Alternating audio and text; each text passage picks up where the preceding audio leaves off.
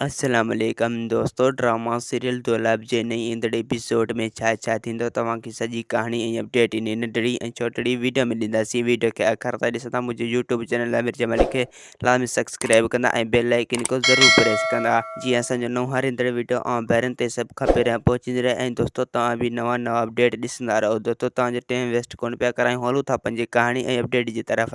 दोस्तों हाणे पिरियल वञी मुराद खे सॼी हक़ीक़त ॿुधाईंदो। उन खे चवंदो त सोट अञा ताईं घर न आहे आयो। मुराद चवंदो त इन जो मतिलबु त सोटरनि खे उन क़ैद करे छॾियो, यानी उन खे ॿधी छॾियूं। हाणे असांखे वॾो को क़दम खणणो पवंदो जेसीं ताईं हू आज़ादु न थींदा।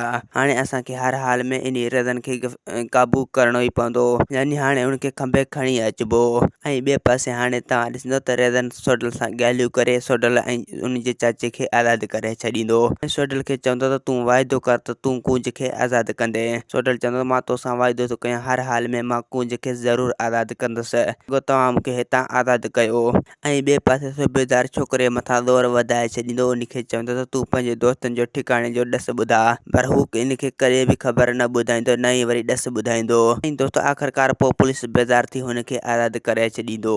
ऐं ॿिए पासे ककर रज़न खे चवंदो त तूं सोडल ऐं उनजे चाचे खे आज़ादु न कर, छो सोडल धमकी ॾेई चुको आहे त मुंहिंजी भेण सां हर हाल में निकाह कंदो, यानी कूंज सां हर हाल में निकाह कंदो। उनजे करे तूं उनखे हाली फ़िलहाल आज़ादु न कर जेसीं ताईं ॻाल्हियूं हल नथियूं थियनि। रेज़न चवंदो त हीअ असांजी इज़त जो मसइलो आहे, जेसीं ताईं असां सोडल खे आज़ादु न कंदासीं जेसीं ताईं असांजो इज़त घर में वापसि न ईंदो। इन करे असांजी मजबूरी आहे सोडल खे आज़ादु करणु। ऐं ॿिए पासे हाणे तव्हां ॾिसंदो त मुराद बाहि ॿारे छॾींदो रेज़न वारनि लाइ, उन्हनि खे टांडा ॾींदो जो हू सोडल ऐं उनजे चाचे खे आज़ादु करण जी पूरी कोशिशि कंदो। ऐं ॿिए पासे पीरियल मुराद खे लोफरनि जी ॾस ॿुधाए छॾींदो त ही उन जॻह ते था रहनि जेके तव्हांजा पीछा करे रहिया हुआ। मुराद चवंदो तूं इन्हनि में रुॻो अखियूं विझ, हाणे इन्हनि खे बि ज़िंदा न छॾींदासीं। ऐं ॿिए पासे गुलपरी परेशान हूंदी, उहा इहा सोचींदी हाणे ख़बर न आहे त सोडल मथां हू कहिड़ा ज़ुल्म कंदा ऐं उन मथां हाणे छा गुज़रंदो। ऐं ॿिए पासे रेस मंसूर पंहिंजे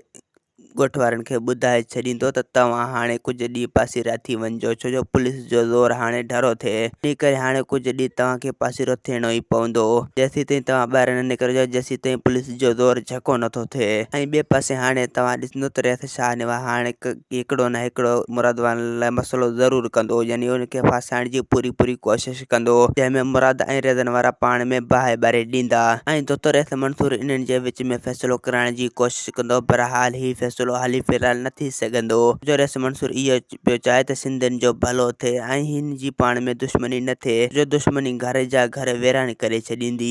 ऐं ॿिए पासे अम्मा साइण रेस मंसूर खे चवंदो त तूं केॾी बि कोशिशि कर, पर ही बाहि कॾहिं बि न विसरंदी, न ई वरी ही क़ौम जाॻंदी।